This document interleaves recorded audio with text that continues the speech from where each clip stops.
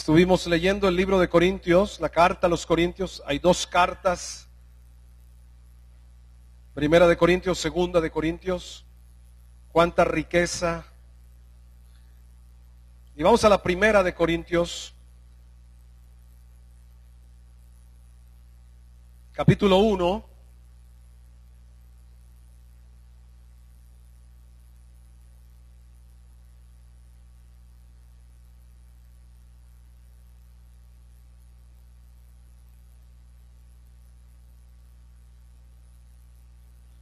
Vamos a leer el versículo 18 y luego vamos a ir leyendo otros versículos.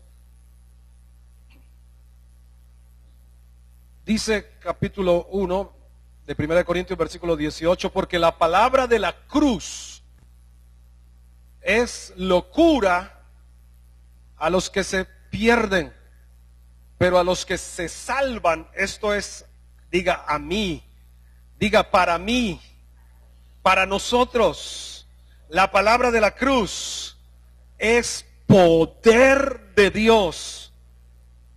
¿Qué es la palabra de la cruz?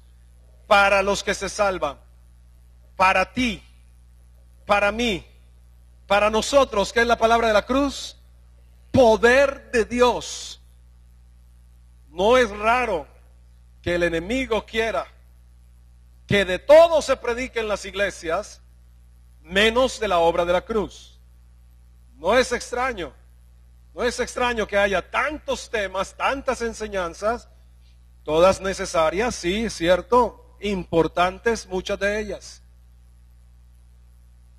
Pero de alguna manera, el sacar el mensaje de la cruz, la palabra de la cruz, le quita poder a la vida cristiana, le quita poder a nuestra experiencia de vida, a nuestro caminar con Dios. Por eso es necesario la palabra de la cruz. Y no solamente lo dijo ahí en ese versículo Pablo, sino el versículo 23. Vuelve y refiere en ese mismo capítulo, versículo 23, pero nosotros predicamos a Cristo crucificado.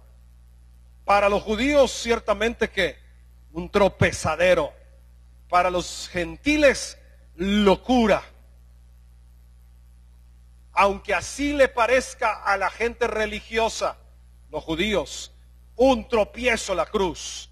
Y aunque así le parezca a los intelectuales, los griegos, porque esta carta fue escrita a los corintios, y los corintios estaban en la península de Acaya, que era Grecia, también parte de Grecia, y había mucho intelectualismo. Aunque para los judíos, los religiosos, la palabra de la cruz es un tropezadero, porque ellos nunca esperarían y nunca esperaron que el libertador, el Mesías prometido por Dios, fuera a terminar como un maldito. Porque la Biblia lo dice, todo el que fuera crucificado era considerado un maldito. De tal forma que para ellos el mensaje de la cruz era un tropiezo para sus expectativas, un tropiezo para sus convicciones y creencias como religiosos. Y para los intelectuales sabios griegos era una locura que no tenía sentido, como el rey, el libertador también iba a terminar muerto en la cruz, en lugar de ser un César, ser un emperador como ellos conocían. Vamos al capítulo 2, Primera de Corintios, capítulo 2. Y cuando uno encuentra reiteradamente una y otra vez, a uno le debe llamar la atención. Cuando algo se repite en el texto bíblico, a uno le debe llamar la atención, no por casualidad, no por llenar papel. Están escritas las cosas, Dios tiene propósitos. Y aquí en Corintios, capítulo 2, del versículo 1 al 2, dice: así que hermanos, cuando fui a vosotros para anunciaros el testimonio de Dios. La palabra de la cruz es el testimonio de Dios. El testimonio de Dios. El testimonio del amor de Dios. Ahora Luz María estaba durante la alabanza hablándonos de tal manera, la cita que dice, de tal manera amó Dios al mundo que dio a su Hijo unigénito. El testimonio que Dios da, el testimonio de amor de Dios, encuentra su completa expresión, su máxima expresión. El testimonio de Dios, del amor de Dios para con el ser humano, para contigo, para conmigo, Dios ya nos lo dio al entregarnos a su propio Hijo. Es completamente ignorancia crasa seguirnos preguntando, ¿será que Dios me ama? Y el diablo alimenta esas dudas porque no te salen las cosas bien, porque tal vez has orado y la cosa se te ha empeorado. ¿Cuántos han orado y las cosas se le han empeorado? Bueno, a ustedes no les ha pasado, a mí sí, a veces yo oro por algunas cosas y se empeora. Y entonces, ¿cuál es el pensamiento que viene? ¿Será que Dios sí me escucha? ¿Será que Dios sí me atiende? Poner en duda el amor de Dios es desconocer la palabra de la cruz, es desconocer el sacrificio de su Hijo. ¿Quién de ustedes estaría dispuesto a dar a su propio hijo? A entregarlo. ¿Quién de ustedes, papá, daría a uno de sus hijos para que muriera o para que se intercambiara en un secuestro, llamemos, por un enemigo suyo? Pues Dios dio a su Hijo no porque éramos sus amigos. La Biblia dice que éramos sus enemigos, mas Dios muestra su amor en que siendo aún pecadores, Cristo murió por nosotros. El testimonio de Dios. Dice, cuando fui para anunciaros el testimonio de Dios, no fui con excelencia de palabras o de sabiduría, pues me propuse no saber entre vosotros cosa alguna, sino a Jesucristo y a este que crucificado. Pablo tenía tantas revelaciones que aún el apóstol Pedro, y creo que ya leímos la carta de Pedro, o no la hemos leído, ya la leímos, ¿cierto? En anteriores meses. Pedro dice que hay cosas que Pablo recibió y escribió que son difíciles de entender. Eso lo dice Pedro de Pablo. En su carta, Pedro dice, algunos tuercen las escrituras, las malinterpretan, hay algunas que son difíciles de entender, porque Pablo recibió mucha revelación. Fue llevado al tercer cielo, lo leíamos en Corintios, ahí mismo fue llevado, en la segunda carta a Corintios, fue llevado al tercer cielo. Oyó palabras inefables que no les dado al hombre expresar. Recibió revelación tremenda. Es más, el evangelio no se lo predicó a él un hombre. El evangelio, como dice en Gálatas, yo no lo recibí de hombre, sino de revelación del Señor Jesucristo. Fue tremenda la revelación que Dios le dio a este Pablo. Ahora, no somos seguidores de Pablo como los Creciendo en Gracia. La secta de Creciendo en Gracia dice que Pablo es, pues para ellos es lo máximo. Para nosotros lo máximo es Jesucristo. Ahora, Pablo fue un hombre que nos reta a nosotros, porque fue un hombre de carne y hueso como tú y yo, y que vivió su vida de tal manera que llegó a decir algo que, ¿cuándo llegaremos nosotros a decir, sean imitadores de mí como yo de Cristo? Eso lo llegó a decir Pablo. Pero cuando leíamos la carta de Pablo, todas esas revelaciones que le trajeron a Pablo, palo. ¿Cuántas veces le dieron vara, azotes, cárceles? ¿Cuántos tienen más revelación de Dios? ¿Cuántos? Pues hay un precio que pagar por la revelación. La salvación es gratuita, la revelación tiene un precio. Te va a costar un poquitico de sueño, un poquitico de fritos, porque dicen muchos desvelos en muchos ayunos. La revelación no viene así porque sí, porque estamos ahí descuidados, viviendo de cualquier manera. La revelación va a venir por esa búsqueda, por ese quebrantamiento. Y bueno, de tanta revelación, Pablo dice, me propuse. Fue algo intencional, Pablo, decir, me propuse no saber nada, porque delante de el testimonio de Dios, la palabra de la cruz, toda demás revelación palidece. Toda demás revelación delante de la obra de la cruz, todo lo demás es secundario, ¿sabes? Toda demás revelación, toda otra cosa. Hoy en día la gente está, bueno, revelación de una cosa y revelación de otra, pero de la cruz no saben más. No han profundizado de lo que significa la obra de la cruz. Y hoy quiero que vayamos un poquitico acerca de esto. Y es por qué la cruz, por qué muerte y muerte de cruz. Cuando uno lee Filipenses, por favor, vamos, Filipenses, capítulo 2. Ya tuvimos la lectura devocional en Filipenses, capítulo 2.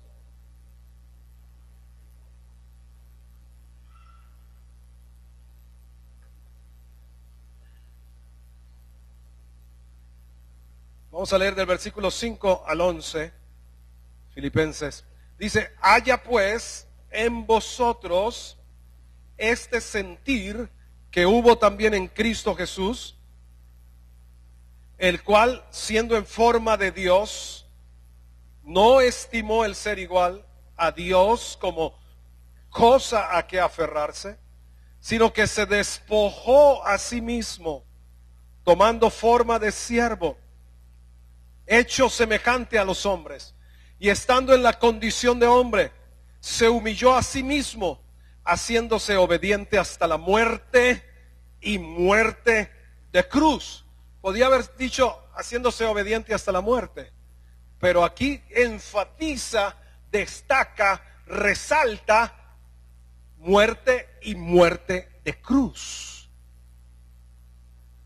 Por lo cual, como consecuencia de la muerte de cruz, de la humillación, del despojo, como consecuencia, si ustedes leen y miramos con detenimiento estos 2-3 versículos, es como una escalera descendente. Siendo en forma de Dios, no estimó el ser igual a Dios como algo a que aferrarse, se despojó a sí mismo, tomando forma de siervo, hecho semejante a los hombres, estando en la condición de hombre, se humilló a sí mismo, haciéndose obediente hasta la muerte, muerte de cruz. Es como un descenso hasta lo último, hasta lo más bajo. Como ya se los mencioné y lo vamos a ver, la muerte de cruz era la más ignominiosa, la más despreciable de todas por las implicaciones que había, el que moría crucificado. Por eso entonces Dios también lo exaltó hasta lo sumo y le dio un nombre que es sobre todo nombre, para que en el nombre del Señor Jesús se doble toda rodilla de los que están en los cielos, en la tierra y debajo de la tierra, y toda lengua confiese que Jesucristo es el Señor, para gloria de Dios Padre. Hemos mantenido esa frase, Jesucristo es el Señor, pero no para mantenerla solamente allí como una decoración. Mi declaración como iglesia, para nosotros el Señor es Jesucristo. Él es el Señor de nuestra vida. Para cada uno de nosotros debe seguir siendo el Señor de nuestra vida. No solo el que nos salvó, no solamente el que nos sana, el que nos bendice, el Señor de nuestra vida, el que gobierna nuestra vida, el que guía nuestro destino, el Señor. Ese fue el plan de Dios al crear al hombre, que dependiéramos de Él. Pero ese es el plan del enemigo, que nosotros vivamos independientes, a nuestra manera, a nuestro parecer, porque sabe que entonces estamos bajo su señorío, el del diablo. Espiritualmente hablando, solo hay dos reinos, solo hay dos familias. Espiritualmente hablando, solo hay dos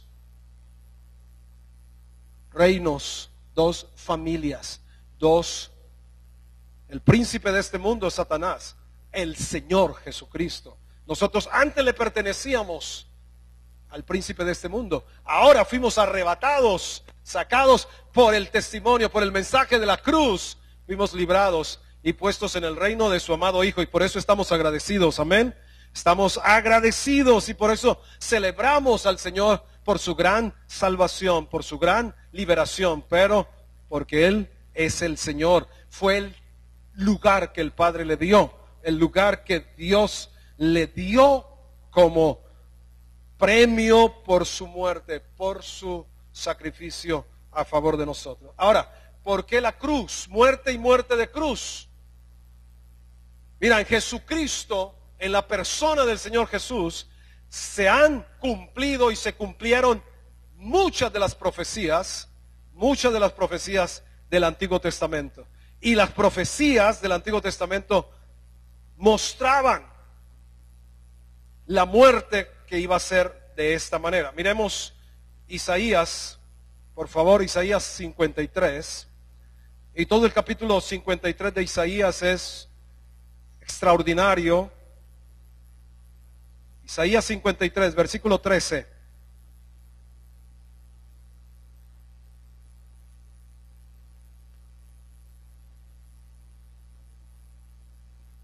Dice Isaías 53, versículo 12, perdón, me equivoqué, no hay 13. Por tanto, yo le daré parte con los grandes, y con los fuertes repartirá despojos, por cuanto esta expresión, derramó su vida hasta la muerte, y fue contado con los pecadores, habiendo él llevado el pecado de muchos, y orado por los transgresores. Esta expresión, derramó su vida hasta la muerte. Ahora, con el tormento de la cruz, por las heridas causadas al ser crucificado, literalmente toda la vida, y la Biblia dice que la vida está en la sangre. Eso está en el libro de Números o Levíticos, donde dice que la vida estaba en la sangre. Realmente, al Señor en la cruz, a Él la vida se le salió gota a gota. Derramó su vida. La sangre fue derramada.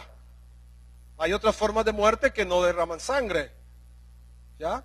Un paro cardíaco. No derramó ninguna sangre. ¿Se murió? ¿Sí o no? Que hay otras muertes que no derraman nada de sangre.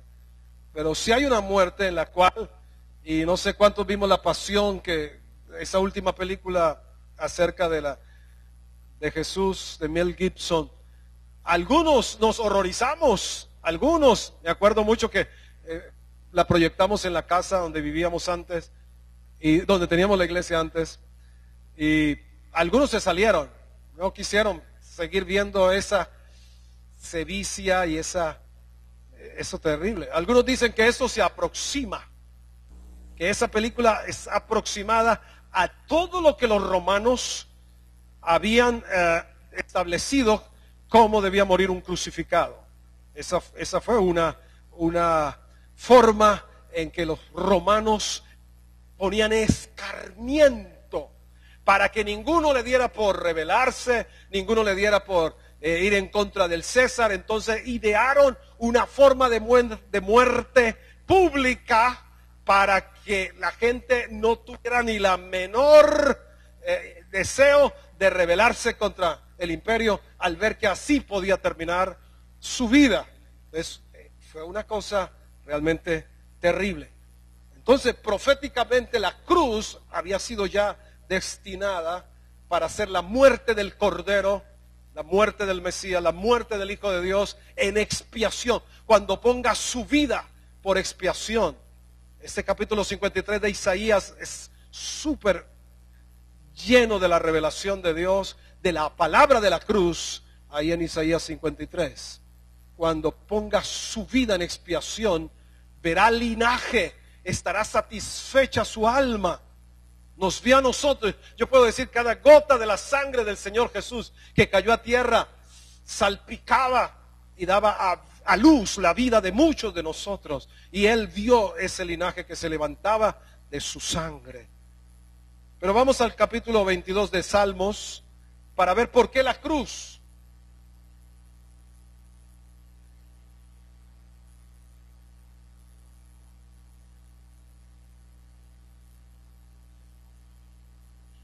Vamos a leer Salmos.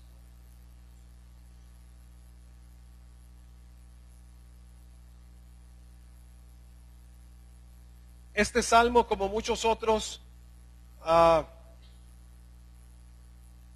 son llamados salmos mesiánicos, contiene una cantidad de detalles. Este salmo está muy lleno de detalles de lo que sucedió, casi que era una visión en muchos años atrás por boca de David. Él fue un profeta, David fue un profeta, el Espíritu de Dios habló por boca de David y él vio casi que presencialmente muchos años atrás la muerte del Señor en la cruz. ¿Qué dice? Vamos a leer versículo 12. Aunque todo el salmo hace referencias de lo que pasó en la crucifixión. Pero leamos del versículo 12. Me han rodeado muchos toros, muchos fuertes toros de Basán me han cercado, abrieron sobre mí su boca como león rapaz y rugiente. Salmo 22, 14. He sido derramado como aguas y todos mis huesos se descoyuntaron. Para tener un hombre colgado, los huesos se debían descoyuntar. De hecho, en gran parte la muerte del crucificado también viene por la asfixia, cuando son comprimidos los pulmones por el peso del cuerpo. Pero aquí dicen, mis huesos fueron descoyuntados. Mi corazón fue como cera derritiéndose en medio de mis entrañas. Muchos médicos han hecho como una reseña de lo que es la muerte en la cruz y ven cómo se afecta, tal y como describe aquí la palabra, la muerte, la vida, digamos, los órganos del que está muriendo en la cruz. Como un tiesto se secó mi vigor, mi lengua se pegó a mi paladar. La deshidratación por la pérdida de sangre, la deshidratación por el sol, porque fue crucificado a las 12 del día. Y dice que hubo tinieblas desde las 12 del día hasta las 3 de la tarde. La deshidratación vino sobre él. Por eso una de las palabras de la cruz, ¿cuál fue? Tengo sed. Se pegó su lengua, dice acá. Porque perros me han rodeado, me han cercado cuadrilla de malignos. Miren este dato. Horadaron mis manos y mis pies. Horadar es abrir huecos. Huecos en las manos, huecos en los pies. Los clavos con que aseguraban al crucificado. Fue descrito muchos años atrás por el profeta David. Ahora, de hecho, Jesús cuando se presenta a sus discípulos todavía se mantienen las heridas de las manos, las heridas de los pies. Todavía, tal vez nosotros le vamos a ver así. Tal vez eso se mantiene como el testimonio de Dios. El testimonio, Él fue el que dio su vida por mí. Ahí están las señales. ¿Se acuerdan cuando se presentó y Tomás no estaba y le dijeron al otro día, el Señor estuvo con nosotros, y Tomás dijo, si yo no viere el lugar de los clavos, el hueco y el de su costado, no creeré? ¿Y Jesús qué dijo? Se presentó a 8 días después y dijo, aquí están mis manos, aquí está mi costado. Todo esto fue descrito. Contar puedo todos mis huesos. Entre tanto ellos me miran y me observan. ¿Cuánta gente estuvo allí burlándose en esa referencia de perros, de lobos rapaces? de leones rugientes. Estaban allí burlándose mucho de ellos. Eso lo dice los primeros versículos. Todos los que me ven, versículo 7, todos los que me ven me escarnecen, estiran la boca, menean la cabeza diciendo, se encomendó a Jehová, líbrele él, sálvele, puesto que en él se complacía. Fueron exactas palabras que decían los sacerdotes, los fariseos, exactas. Si usted compara, aún algunas Biblias tienen la misma concordancia.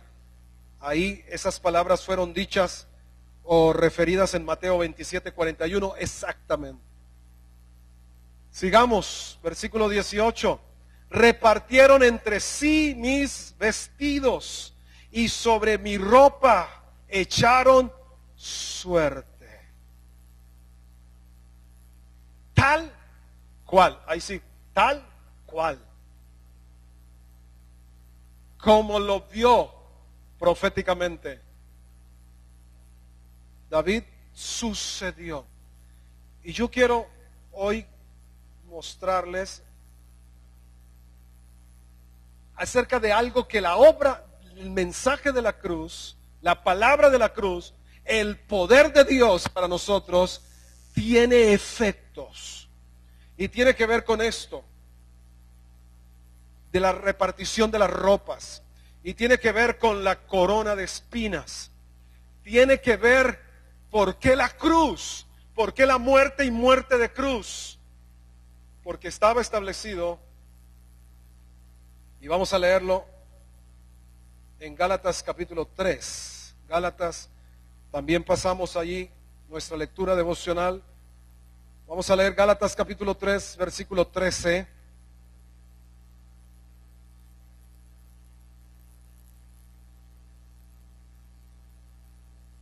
Y versículo 14.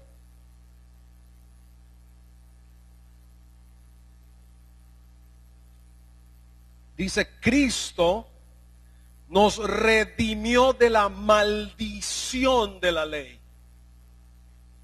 hecho por nosotros maldición. ¿Están conmigo en esa lectura? Cristo nos redimió de la maldición de la ley, hecho por nosotros maldición, porque escrito está, maldito todo el que es colgado en un madero. ¿Para qué fue esto necesario? Para que en Cristo Jesús la bendición de Abraham alcanzase a los gentiles. Si tú eres un gentil y yo soy un gentil, a fin de que por la fe recibiésemos la promesa del Espíritu. ¿Qué es la maldición de la ley? ¿Qué es ser redimidos de la maldición de la ley? ¿Dónde fuimos redimidos? ¿Quién nos redimió? ¿Para qué nos redimió de la maldición de la ley? Son cosas que el cristiano normal no conoce, no cree, no entiende. Por eso no las vive. Por eso el diablo se aprovecha. Al diablo le da ventaja tu ignorancia y tu incredulidad. Esas son las ventajas que tú le has dado al enemigo, que yo le doy al diablo. Ignorar o no creer. Esa es la ventaja que tiene. Porque aunque todo ya haya sido hecho, aunque todo ya haya sido cumplido, aunque todo ya haya sido completado, si yo no lo creo, si yo no lo sé, ¿de qué me sirve? ¿De qué te serviría a ti la más tremenda herencia depositada en el banco que tú no sabes? ¿De qué te sirve? ¿De qué te sirve? La más grande herencia de los miles de millones que tú no sabes que está a nombre tuyo, que te pertenece. ¿De qué te sirve? ¿Te sirve de algo? No, de nada. Entonces ignorar le dará ventaja al enemigo. Ahora, la maldición de la ley está como resumida en el capítulo 28 de Deuteronomio. Allí están las bendiciones por la obediencia, las bendiciones por estar en correcta relación con Dios y mantenernos en la correcta relación con Dios, y las maldiciones, que son las consecuencias de la desobediencia. Y alguien las resumió, yo quiero dejarles ahí. Alguien resumió, y son ¿cómo se diría? Son lo contrario, lo uno de la otra es lo contrario, lo uno de la otra. Las bendiciones de Dios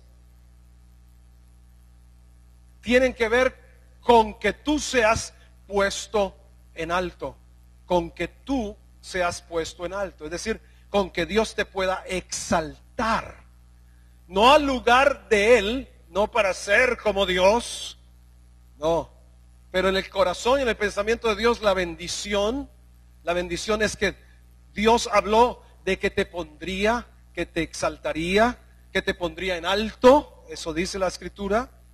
Puede leer Deuteronomio 28, todo ese capítulo. El próximo año vamos a leer Deuteronomio, les anticipamos, bueno, en las lecturas devocionales del próximo año ya estará el Antiguo Testamento.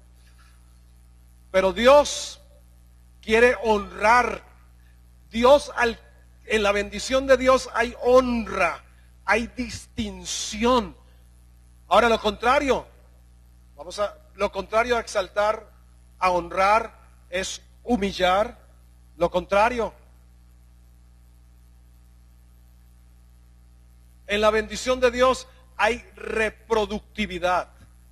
En la bendición de Dios hay fructificación.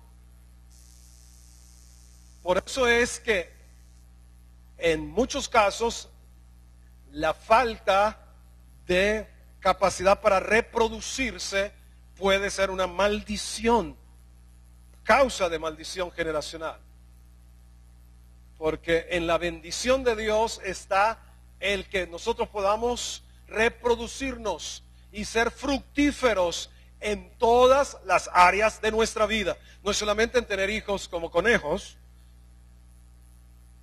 sino también ser fructíferos en todas las áreas de nuestra vida, laboral, espiritual, familiar.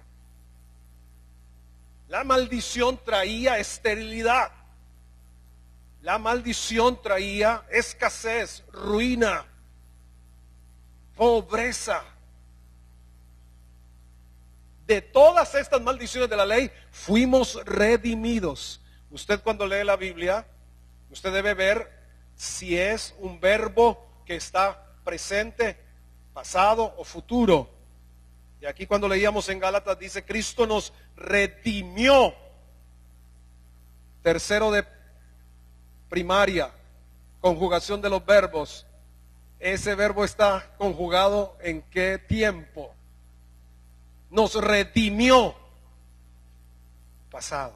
Eso ya fue resuelto en la cruz, en lo que Él hizo por nosotros en la cruz, que nos corresponde a nosotros ejecutarlo, creerlo, vivirlo, defenderlo, lo que nos pertenece. Ahora, otra consecuencia de la bendición es la salud. Eso está en Deuteronomio. La salud es mayor bendición que la sanidad. La sanidad es la gracia y el poder de Dios para volvernos a poner ¿en qué? En salud divina.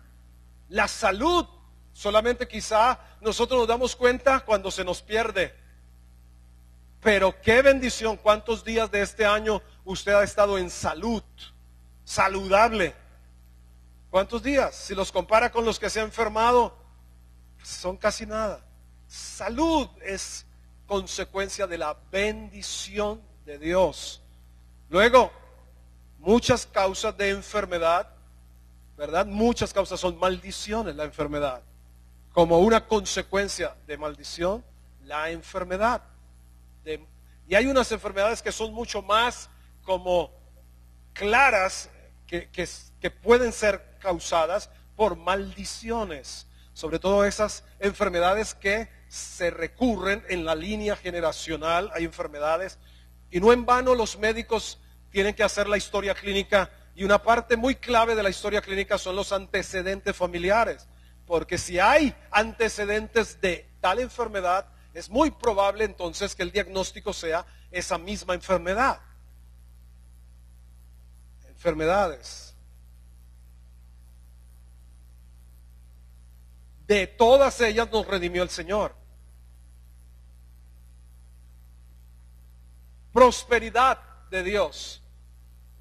La prosperidad, esa es otra consecuencia de la bendición de Dios. La prosperidad en la Biblia, ¿sabe qué significa la prosperidad en la Biblia?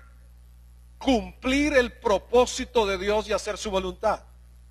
Es la prosperidad verdadera en esta tierra, cumplir el propósito de Dios y hacer su voluntad en esta tierra.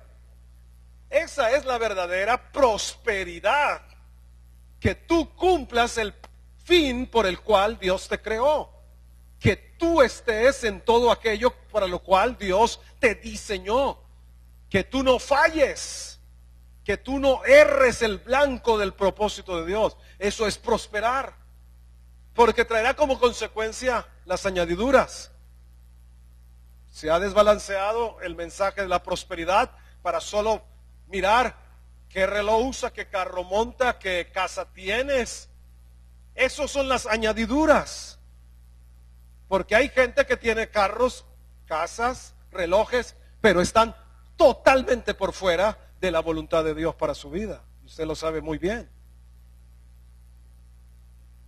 Pero yo sí creo que la bendición de Dios, que trae una prosperidad integral, también hará que nosotros vivamos con una mejor calidad de vida. Muy bien. La victoria es otra consecuencia de la bendición de Dios.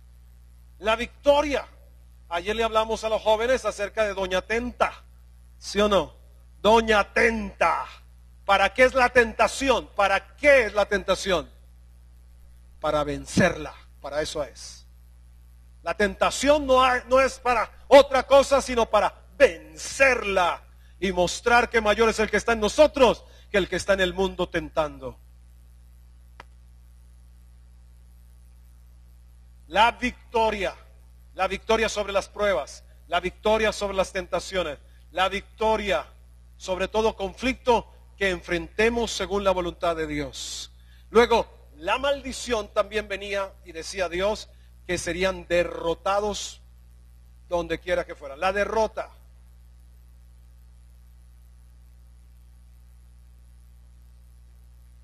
Y hay dos cosas más ahí en Deuteronomio que habla ser cabeza y no cola.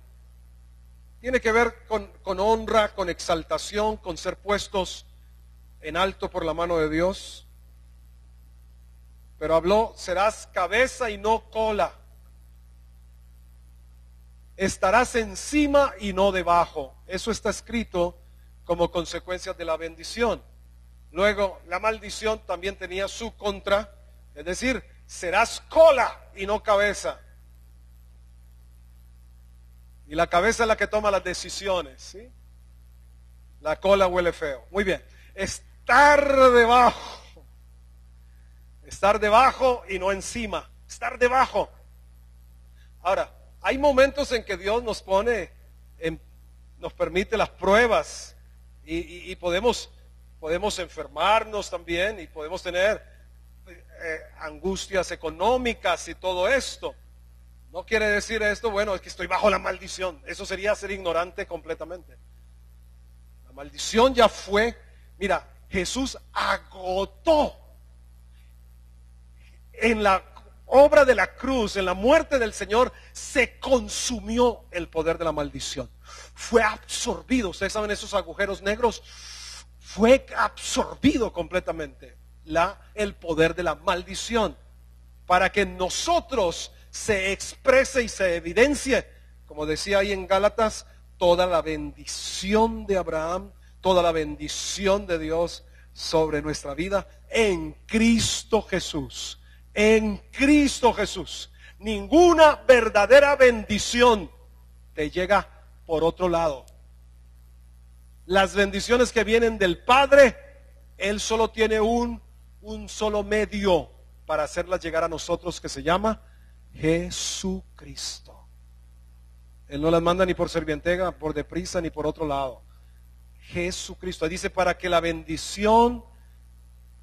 en Cristo Jesús la bendición de Abraham alcanzase a los gentiles. para recibir la promesa del Espíritu Santo. Ahora, para terminar y tener esta imagen, vamos a Corintios, que lo leíamos hace poco, 2 de Corintios, capítulo 8. 2 de Corintios, capítulo 8. Y ya vamos a estar preparándonos los de alabanza para la mesa del Señor.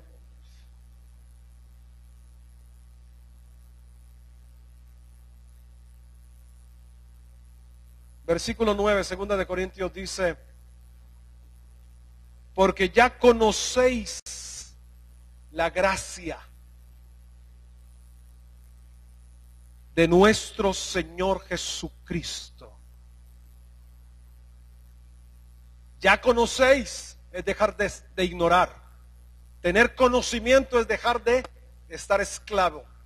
De alguna manera la ignorancia es una de las formas más crueles de esclavitud. Ya conocéis la gracia de nuestro Señor Jesucristo, que por amor a vosotros se hizo pobre. Yo he rayado las veces que se refiere al Señor y la obra de la cruz, donde dice se hizo o fue hecho maldición. Esto es algo muy, muy tremendo. No solamente es que sobre él se echó la maldición y que no, él fue hecho maldición. Él fue hecho pobre, se hizo pobre.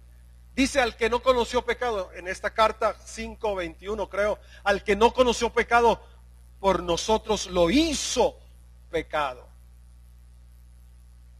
En él, yo espero que por el Espíritu usted reciba toda esta revelación, porque solo el Espíritu Santo nos puede revelar el mensaje de la cruz, pero que en él se acumuló toda la condición del hombre caído. El Adán caído en Cristo Jesús fue completamente tomado, puesto en él, todas sus consecuencias, todas sus necesidades, todo fue hecho él por nosotros. Por eso gente como los gnósticos que dicen que Jesucristo no vino en carne, para ellos la obra de la cruz no tiene ningún lugar.